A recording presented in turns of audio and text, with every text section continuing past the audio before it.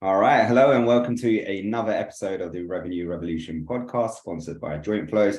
Great to be joined by Peter today. Peter is the CMO at SetSail, and prior to that has got vast experience. And so I'm really excited to be able to tap into all of the knowledge that you've got within you today as well. How are you? I'm doing great. It's great to be here. Real pleasure. Awesome. Anything you want to add to your introduction? Anything the listeners should know about you? No, I don't think so. I think, CMO of SetSail and, been in marketing, particularly in revenue oriented marketing for all my career. Yeah. Started back at Netscape, if that gives you an idea of how long I've been at it. So. Awesome. Brilliant. So let's get into it then. And a good starting point usually is talking about the current climate. Obviously, that's very topical at the moment in terms of how businesses are trying to create efficiencies, how they're attaining the results that they're attaining as well, and what kind of challenges they're coming up. When we're thinking about marketing as a function, how are you seeing that role evolve to align with the new challenges? Ultimately, most businesses are trying to generate revenue and everyone's working in that direction, and the idea is to work cohesively towards that. So how are you seeing the role of marketing change over the last 12 months or so?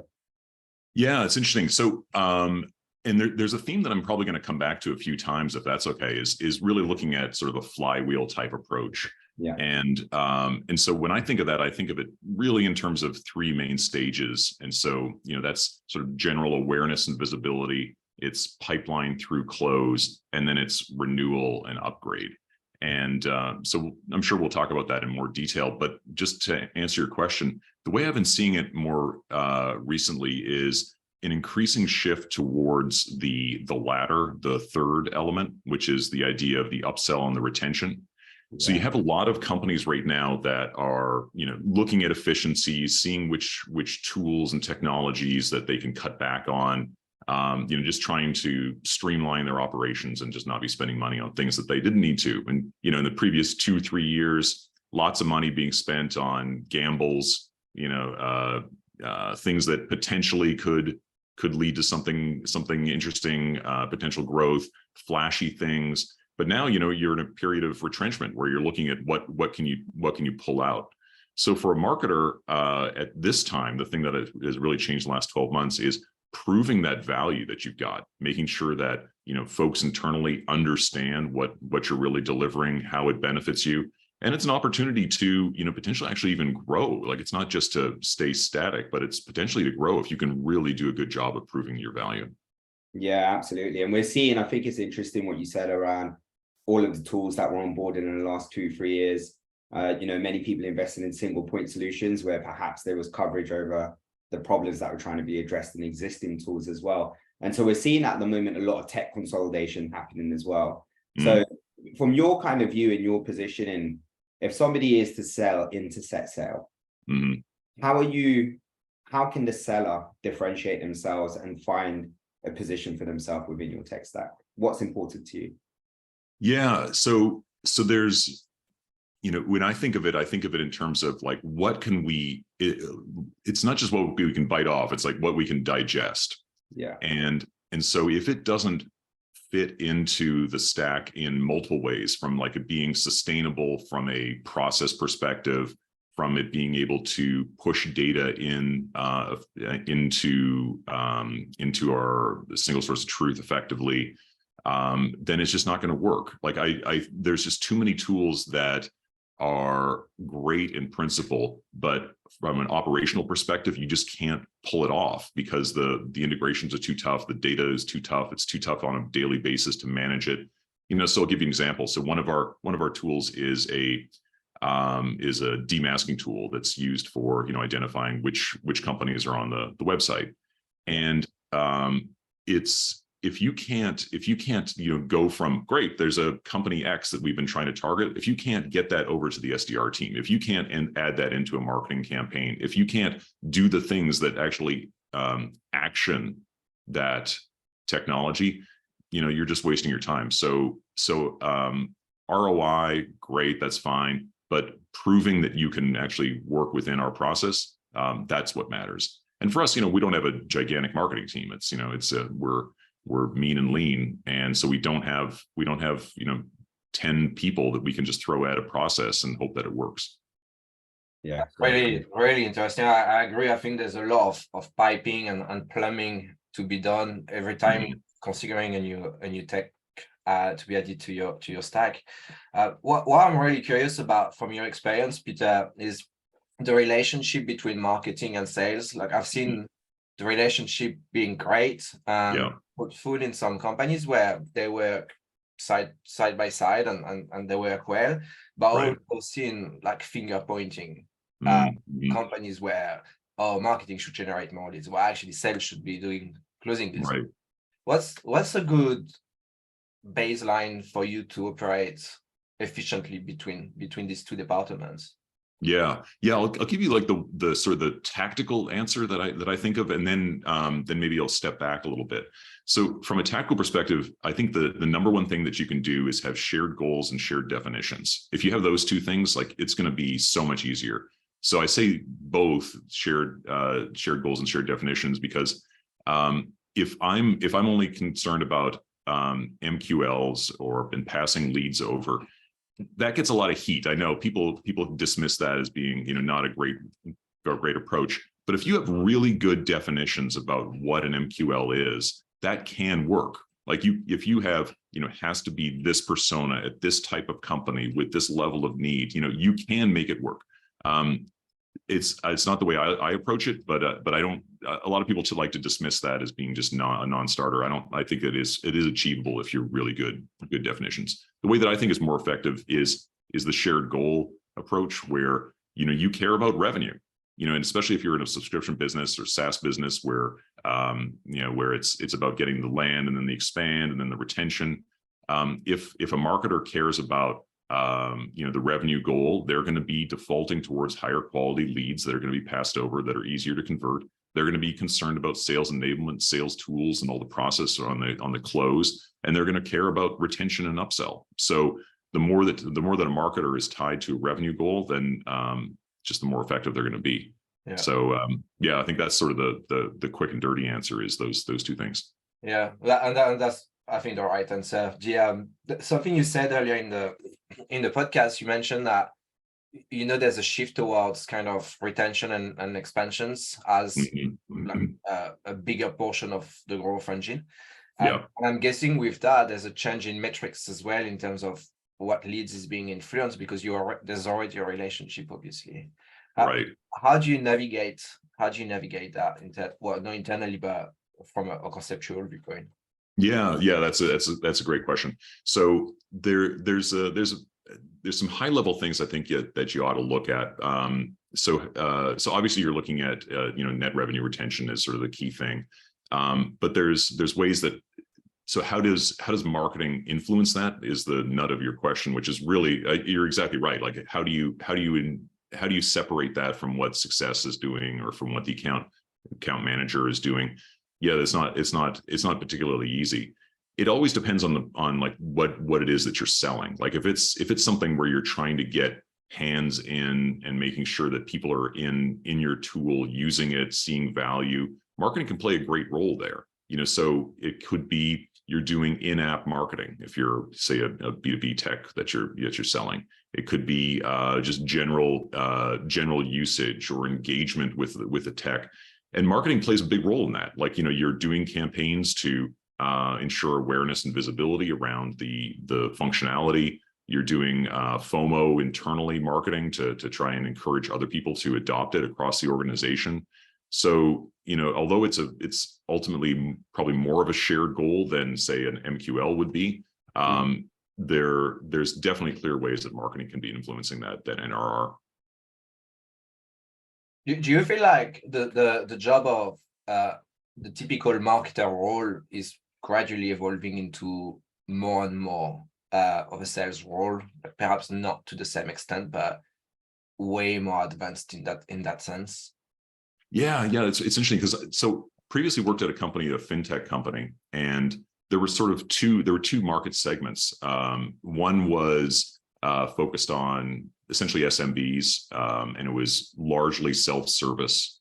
And so marketing played a massive role in that. Like in fact, even the the sales development function reported into marketing. And when folks would come in and they would be looking to do one of these subscription plans that were, just a couple $100s per month, they could come in and they could self-serve, or they could get some questions answered. And it was, an SDR in the marketing team that would generally answer those questions. And then on the other side, there was an enterprise that did require, significant sales and professional services and pre-sales work. But on the more product-led type approach, that was, they barely touched or anyone other than marketing.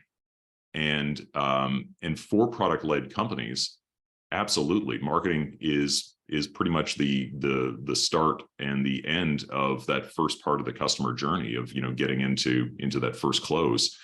And especially like you hear these days about sellers or buyers not wanting to engage so much with sellers, and it's principally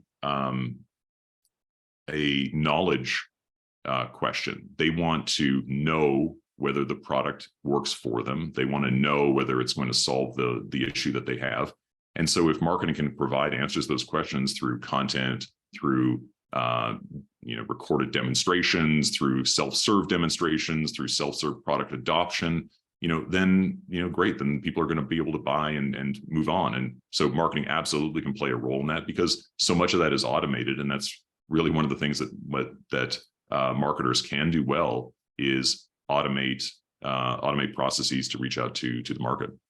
Yeah, absolutely. I think you've hit the nail on the head there. We now know in today's climate that a huge portion of the buying process is already done before company will reach out to the software provider. And a huge portion of that, if you're going to be successful, is going to sit with marketing. As you said, it's the content that you're putting out. It's all the collateral that's going out there as well, that's supporting that process. I wanted to talk a little bit about the focus that companies are having now in terms of NRR and how they're generating that, with a huge focus now shifting towards expansion is what I'm seeing as well. How are you seeing that the relationship between marketing and the different functions like AEs and CSMs is changing and evolving to align with that? Yeah, so there's a lot of ways, and I'm going to miss half of them when we talk through this, but I think one of the ways that's often underappreciated is like in-app. If we're talking about SaaS, if we're talking about SaaS software, then in-app is way too often overlooked. There was a burst 3 or 4 years ago where it became a real big thing. I think marketers have to be paying attention to the signals that are being generated from in-app usage, and then how to market to people through just instantly letting people know that here's this function over here that you could be using. Here's this value over here you could be using. Because it comes back to that problem of how do you make sure that you have people within the company that are just excited to be using your tech and that you can upsell. I love this story from Box, from Box.com, like way back this is probably 10 years ago. Yeah. They were selling to, they were selling principally a consumer-led product, right? That was for file sharing, of course. And what they would do is they would identify power users within corporations, based on IP addresses and where they were located. And they would just go gangbusters after the IT departments of the companies where there were multiple power users, just little islands, little pockets of usage within like Procter & Gamble or whatever. And they would then chase down the IT team and say, look, there's all these users within your company that are doing file sharing. Don't you want to control that? Get our enterprise solution, right? Yeah. And same idea here, where if you have a product that even if it was an enterprise sale and you've sold 1,000 seats into a 5,000 person company, you can still identify those pockets of usage and use them as evangelists for the rest of the company. Or use it for expansion into other divisions, but really understanding how your customers are using it. And that's bread and butter of marketing. They need to understand that ICP with the personas within the target account, within the existing accounts, so that they can upsell across the company. Yeah, that's interesting. Actually, I think that a lot of the time people don't utilize adoption and where the adoption's coming from enough. Yeah. That expansion as well. It's a great tip, actually. Yeah, absolutely. And then there's like the sort of more the classic things that marketing can be doing, for around sales enablement. Myself and my colleague who runs sales, we're tied to the hip with a colleague of mine in product marketing who we just do weekly sales enablement sessions. And this was a joint thing that was kicked off by myself, my colleague who runs customer success and head of sales and product marketing.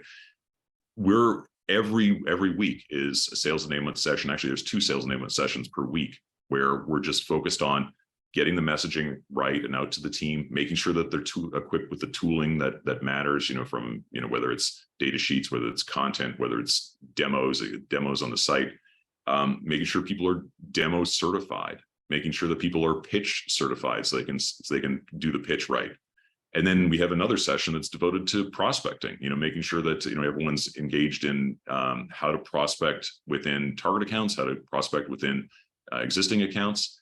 And so, just this constant focus on upskilling folks and making sure that we're providing, we're serving the sales and success teams with the tools that they need to be successful.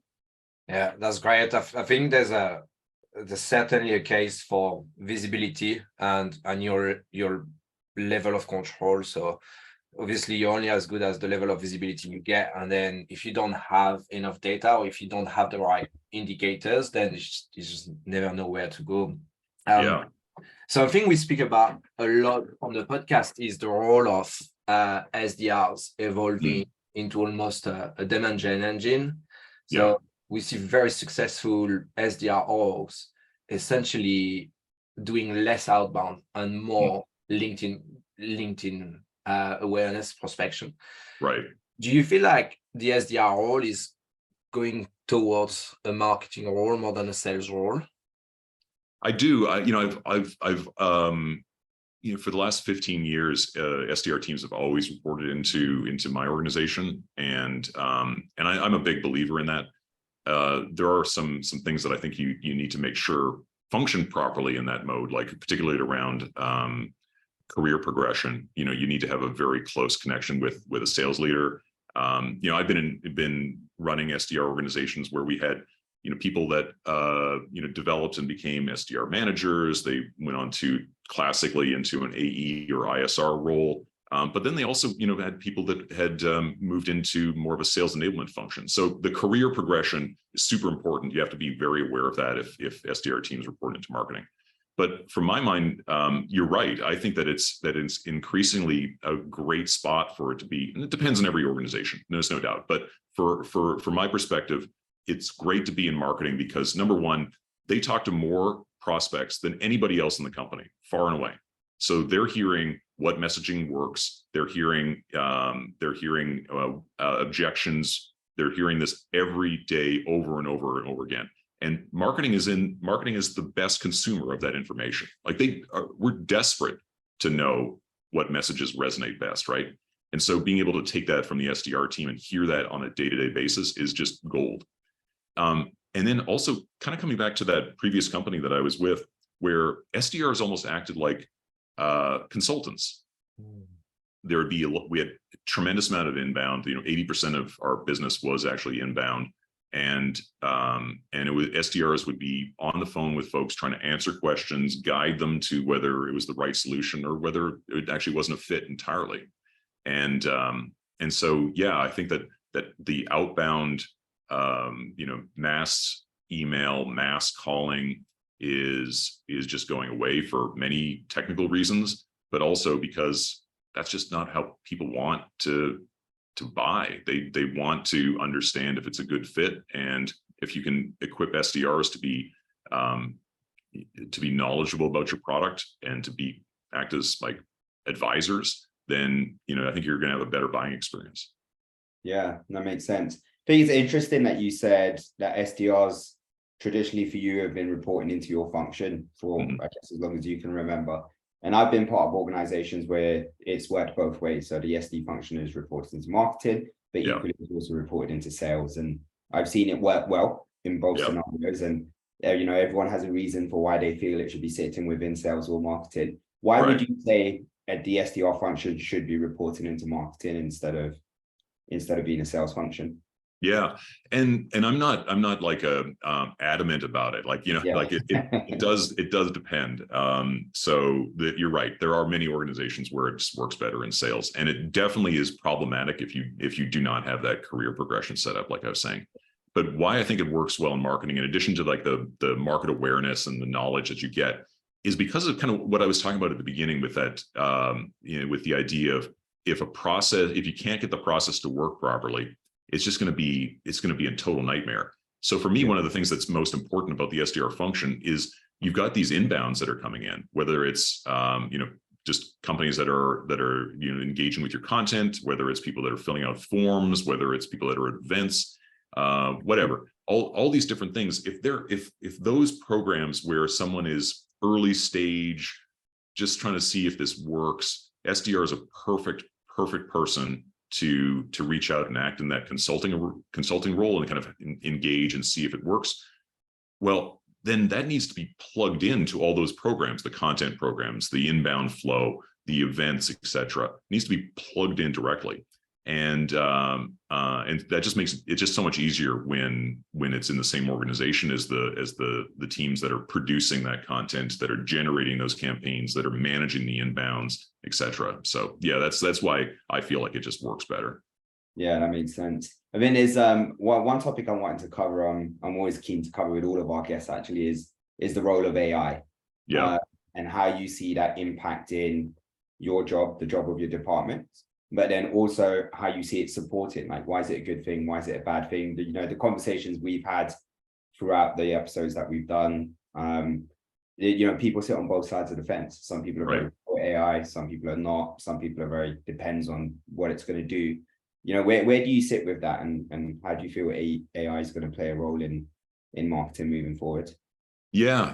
Actually, it's funny because we actually just had a launch yesterday for the next version of our AI product, and that actually gets to sort of a point around how I see AI and marketing with AI is one of the things about the solution that we just announced is it has a chat interface. You can ask questions about sales data. So we're collecting all this sales data about what reps are doing, like are they emailing to power? Are they having good conversations with procurement? What did the transcript look like? What's this cadence of the emails? All of that data gets consolidated, and you can ask any question. You can say, "Who's my top rep?" You can say, "What's closing next quarter?" You can ask all those questions and get dashboards.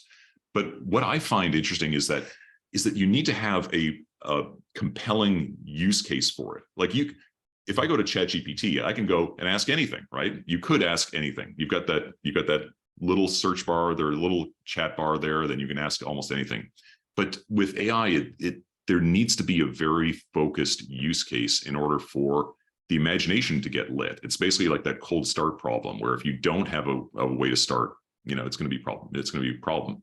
So like that's why yesterday when we announced our new AI, the next evolution of the AI solution, it was focused on deal summaries. So what's the current medic state for deal A? How much of BANT is done on deal B? Give me a spin analysis on deal C. And so because it's more attuned to a particular use case, it just makes our job of marketing an AI solution that much easier. And maybe going outside of SetSail, companies like, say, Lavender, or what the folks at even like Salesforce are doing. They're concentrating on particular use cases and not just saying AI, right? That it's just so generalized that it's hard for people to get their minds around. But if you say using AI in order to write better emails, or using AI to, I don't know, to generate stock photos for marketers, there's millions of possibilities, but you need to pick one that's particularly focused. Same goes for when you're buying solutions for AI. Like the generalized AI solution, of course it has value, of course it does, but starting with one use case and then branching out from there, I think is the way to go. Yeah, it's the why do you need it, and what's exactly. Yeah. Yeah. Peter, I've got more of a general question around marketing. I am not a marketer at all, and I do have a lot of admiration for marketers. Do you know, crossing the chasm, you've got different level of buying maturities. Yeah. From your experience, which level is the hardest to navigate? Is it from innovators to minimum feature set, like early adopters, early majority? Where do you see like people tripping over a little bit usually? Yeah, the thing I always find interesting about crossing the chasm is there's there's sort of that bowling pin idea, right? Where you get one company adopted, and then you're able to sort of bridge the gap by proving value in one industry and then moving on to all the other competitors that are out there. What I think is interesting about that is I've never found that to be successful, although I can see how for me personally, but I can see how other companies find it successful, is the industry specific focus.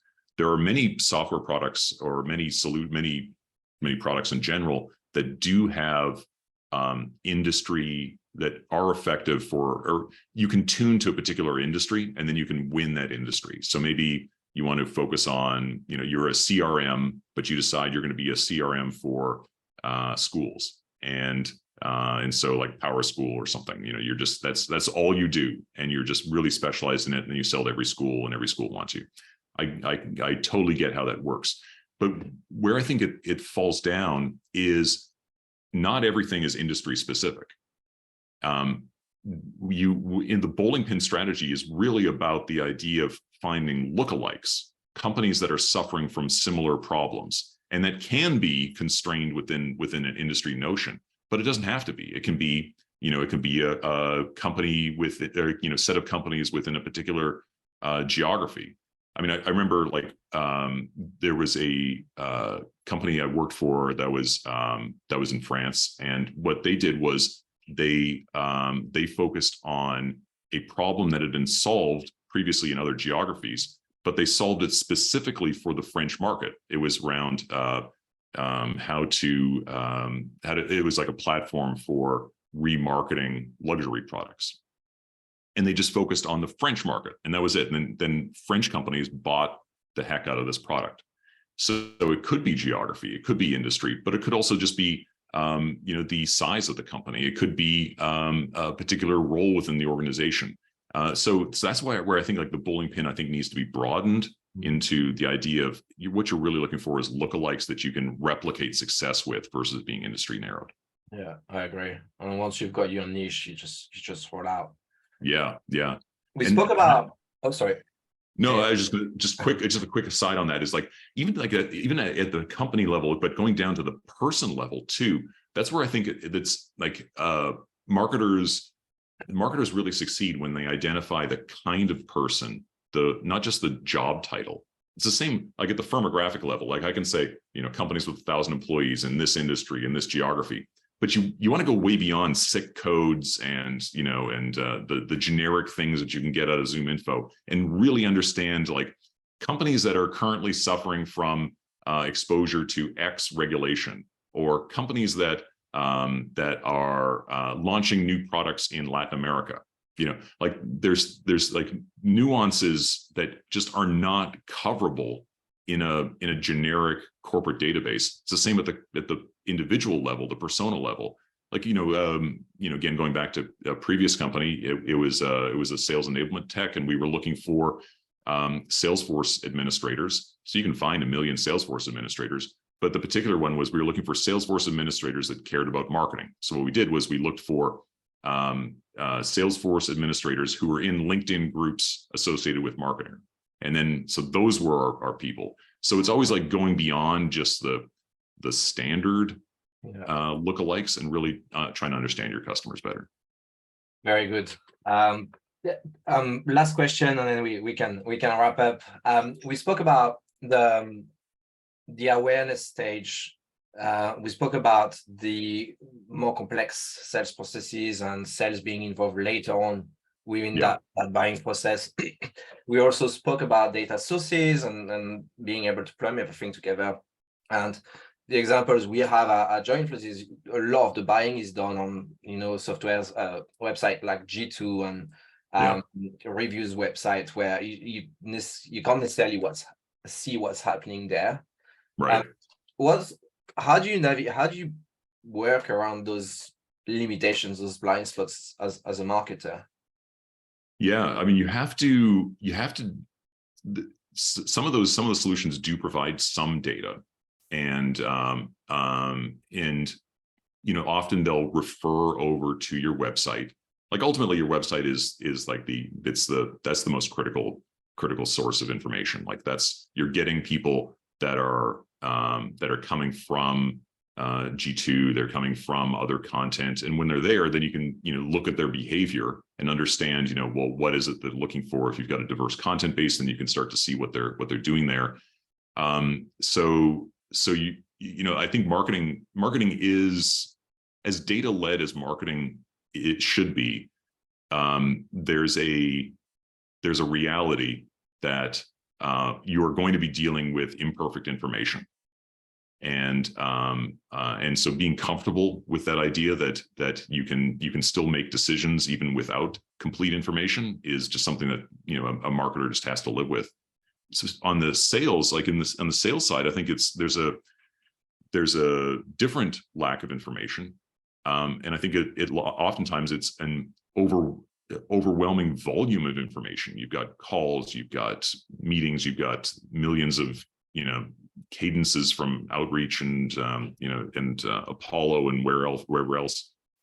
You've got your Gmail, you've got all these different things, and there little bits of information that you just need to pull together. And and so being able to like extract insights out of that is really vital. And I think marketing can do a lot of that too, to sort of infer from the information that's collected during the sales process to kind of back into how they target the ICP at the front. So, another example of where sales and marketing can collaborate, using data. Yeah, absolutely. It's been great having you on. We've got a bit of a tradition over here at the podcast with the final question. So the question is, in your entire career to date, within marketing, what is the best memory that you have and why? The best memory that I've had, I think that do you ever watch are you familiar with the A-Team 1980s? Yes. Yeah. Okay. So do you remember George Papard, his tagline was, "I love it when a plan comes together." Yeah. So for me, I think that the number one thing is just I've only worked with small teams, with small marketing teams, and we just being ultra focused on small initiatives, small wins, and then taking those and just like punching above our weight class. And I don't know if I can come up with one, but it's like it's more of like the feeling of working with that small organization and just really crushing it and being just being super successful. Okay, so maybe that does reveal one. There was a company that bought. I was working for this one company. We were sort of the upstart, and we were doing all this marketing. It was myself and one other person, and content everywhere, really aggressive marketing. We were constantly nipping at the heels of this much larger company. And then the company ended up buying us. They came in for a tour. So they flew over, they arrived at our little office in Raleigh in North Carolina. And they went walking through, and they were all wearing suits. None of us were in suits. I think I'm sure we were in jeans. And I remember hearing that they asked where the marketing department was. And then someone just pointed to the office where it was just me sitting in the office. And they were like, that doesn't really compute too well. Yeah, that wasn't what their expectation was. So I think that's sort of that feeling of small teams doing big things. That's the best feeling. Amazing. That's a great answer. Yeah. Well, thank you very much, Peter, for joining us. This has been the Revenue Revolution podcast, sponsored by Jointflows. Until next time. Thank you, Peter. Thank you.